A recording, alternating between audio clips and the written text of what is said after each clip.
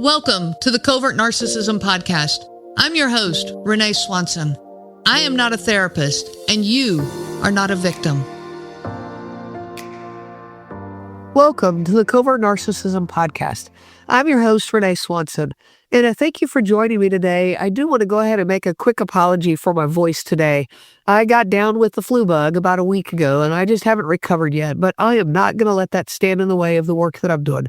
So that's where I am, and we're just going to keep trucking forward. So today we do have a guest. This guest is Justin. Justin is helping us out with the series that I'm doing right now. Justin, how are you doing? I'm good. Thanks for having me. Well, thanks for being here. I really appreciate it. And we are talking today about covert narcissistic parents. This is a series I'm doing about somebody who has been raised under someone who distributes the traits of covert narcissism. And Justin, I believe that applies to you. And so can you tell us a little bit about your story? For sure. So the covert narcissist in my life is actually my mother.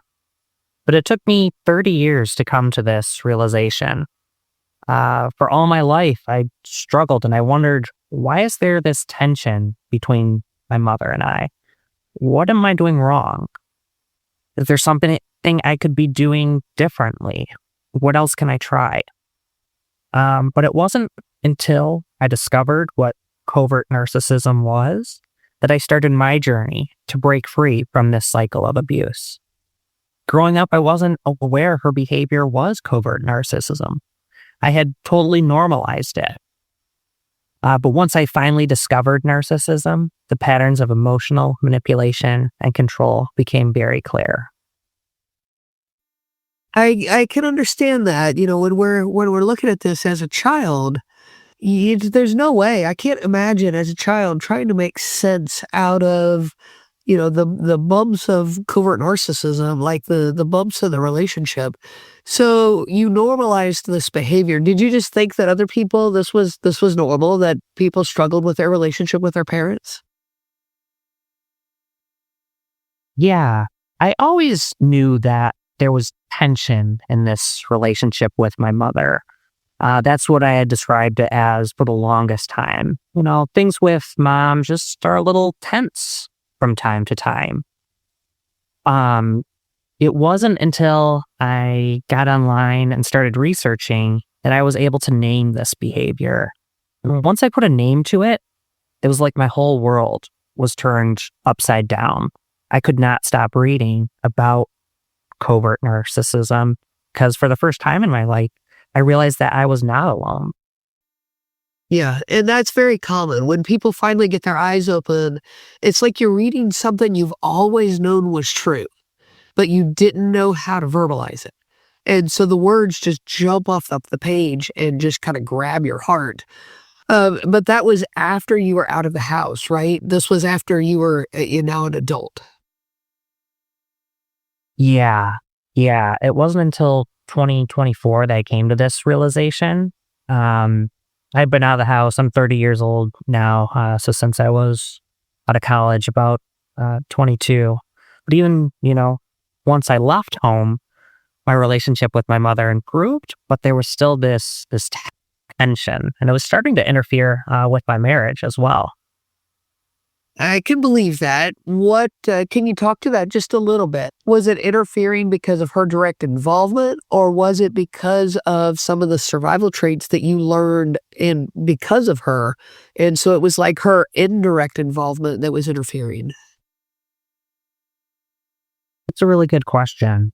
As I've started my journey of healing through covert narcissism, I've discovered a lot about myself and how my childhood has impacted me to this day. But to answer your question, her direct involvement was causing tension in my marriage. Because as you know, when you're dealing with a covert narcissist, they have to be the center of attention. And when my wife, who is new to this dynamic, who hasn't lived her whole life in the shadows of covert narcissism, doesn't want to dance along with what my mother is suggesting now I'm caught in the middle of this struggle.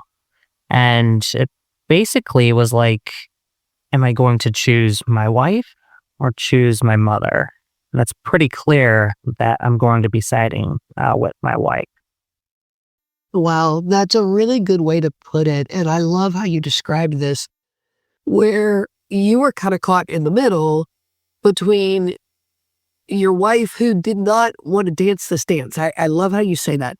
She didn't, because it's not normalized behavior to her. And so she doesn't want to play this dance. But to you and your mom, this was normal. And so you were caught in the middle of that. I love that description. Yeah, in a weird way, I was the subject of narcissistic abuse from my mother, but also would function as a flying monkey to my wife to try and get her to dance along with my mom's behavior. That's something else that I discovered along this journey.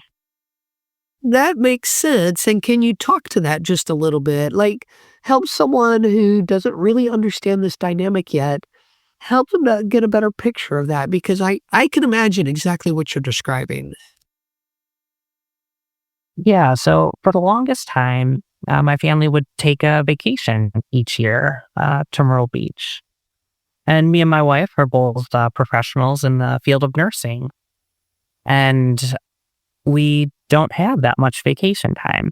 But my mom really wanted to take this family trip. I have fond memories of Myrtle Beach.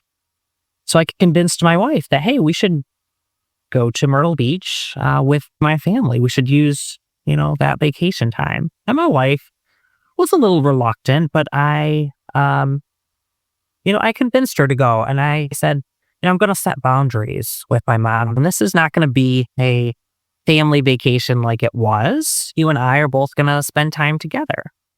And we did.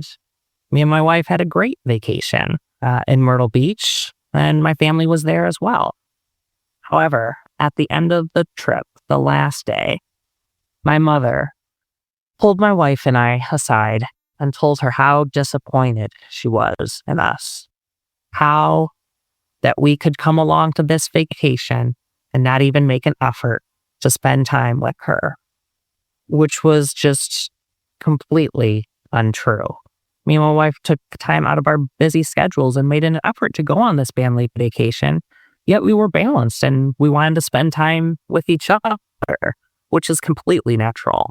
But my mom moved the goalpost at the end of the vacation to bring in those feelings of shame and guilt that I should have done more for her on this trip.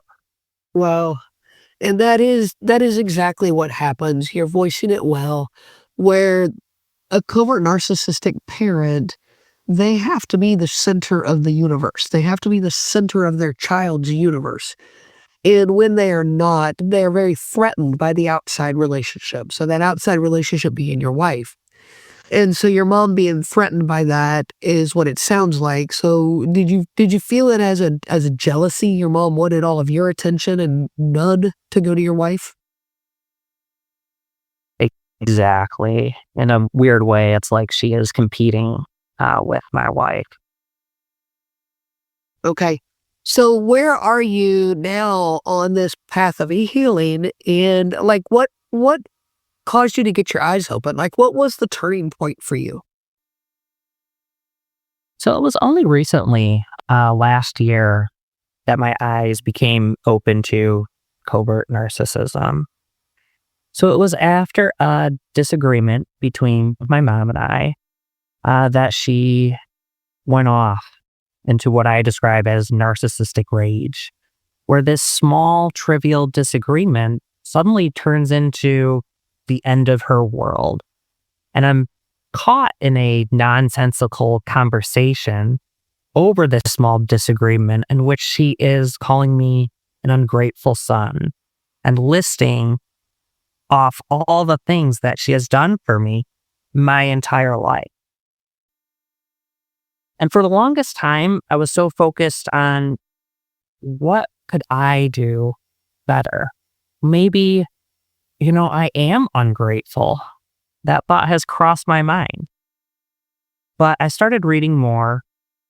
And what does it really mean when a parent calls you an ungrateful child? It means that their love is conditional. And that's what kind of drove me to covert narcissism. I searched the internet because This is a mini meditation guided by Bombas.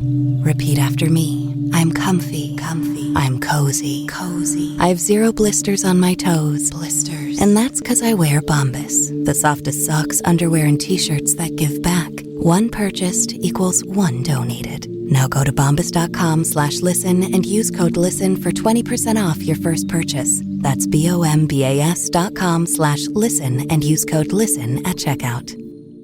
at the end of my rope. I didn't know what else I could try. For the longest time, I focused on my behavior, how to fix my behavior to suit the narcissist's needs. And there was a great sacrifice of self in going along that road. That is quite common. And in fact, it's a survival mode, because if I focus on fixing my behavior, that gives me an element of control back. So you're in a world that is out of control, and you can't control her, but you can control you. So if I fix me, that allows me a little bit of control back in my life. So it is easier to blame ourselves than to lay the blame where blame belongs, because that puts it out of our control. It does, yeah. It wasn't until I realized that it wasn't my behavior that was the problem.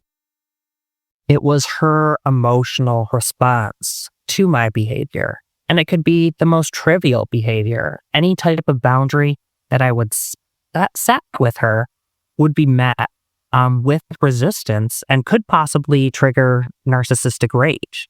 That the safest thing for me was to go no contact. That cannot have been an easy decision to make. With, people I talk to, we talk about you can divorce your spouse, and that's fairly common in the world. But when you divorce a family member, like a parent or a sibling, or even an adult child, that is a whole nother layer of difficulty. So can you talk a little bit about that decision to go no contact? Yeah, it was definitely a difficult decision. After all, what son doesn't want a relationship with his mother? But throughout my life, I have not had a loving relationship with my mom. There's always been that transactional element to our relationship. Our relationship has been plagued by scorekeeping.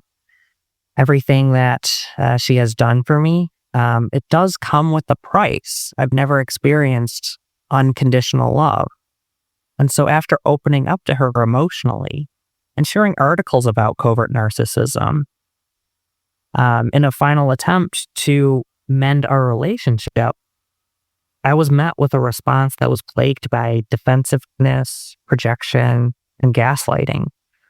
For the 100th time, I was called an ungrateful son. Her words were, "After all I have done for you, Justin, how dare you say that to me? I think I deserve much more respect." If you were mad about something I did to you when you were 10 years old, you should have told me then. And Renee, I was at the end of my playbook. Yeah. Yeah, that's fair. That's very understandable. So did you tell her you were going to go no contact, or did you just make it happen? I just made it happen.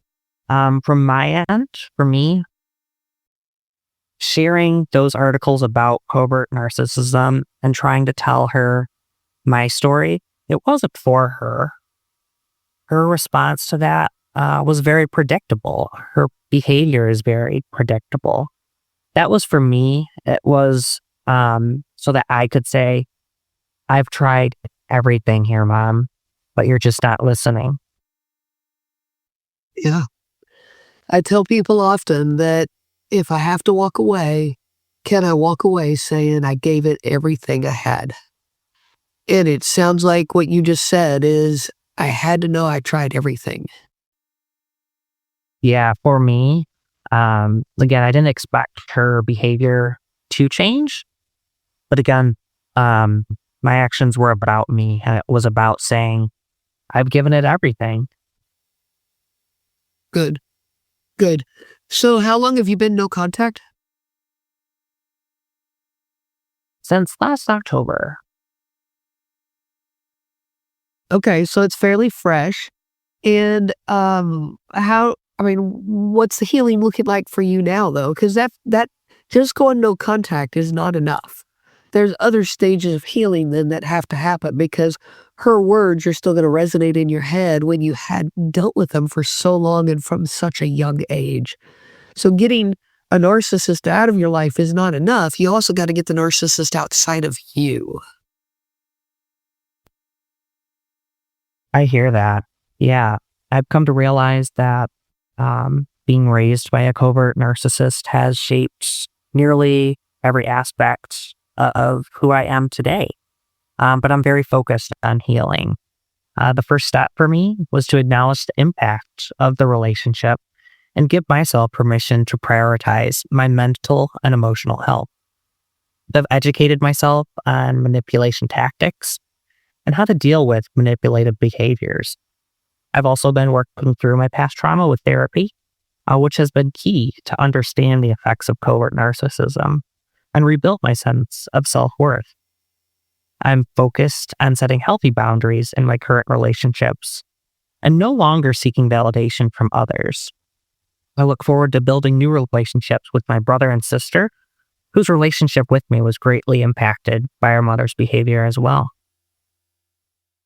I bet it was. That is, the sibling relationships do definitely take a beating when you're under a narcissistic parent.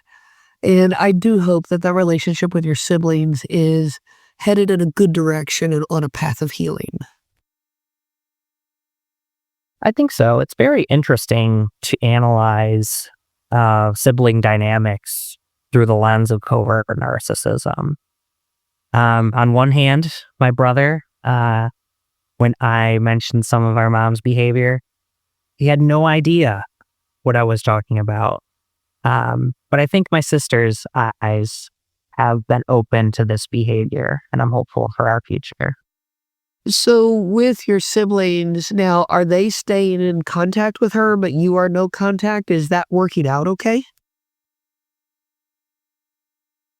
Yeah, that's correct.